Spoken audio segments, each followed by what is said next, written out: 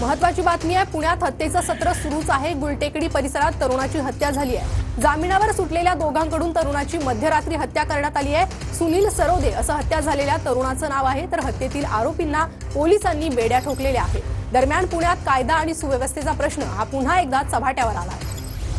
अधिक अपडेट आपण घेऊयात आपले प्रतिनिधी योगेश बोरसे यांच्याकडून। योगेश,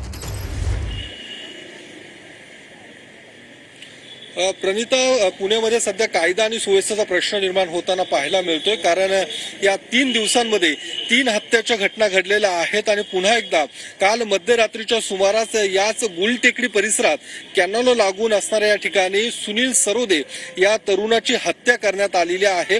हत्येमागचं नेमकं कारण अद्यापपर्यंत स्पष्ट होऊ शकलेलं नाहीये। मात्र या प्रकरणामध्ये रोहन कांबळे आणि शिवशरण कांबळे या दोघांनाही, हे दोन्हीही खरं तर मोक्यातील आरोपी आहेत, दोघांनाही अटक करण्यात आलेली आहे आणि पुण्यातील स्वारगेट पोलीस स्टेशनमध्ये या संदर्भात गुन्हा सुद्धा दाखल करण्यात आलेला आहे। आपण पाहू शकतो या परिसरामध्ये आता पोलीस बंदोबस्त तैनात करण्यात आलेला आहे। मात्र सातत्याने अशा घटना पुणे शहरात घडताना आपल्याला पाहायला मिळतात, कारण रविवारी रात्री नानापेठ परिसरात वनराज आंदेकर यांची हत्या करण्यात आली होती।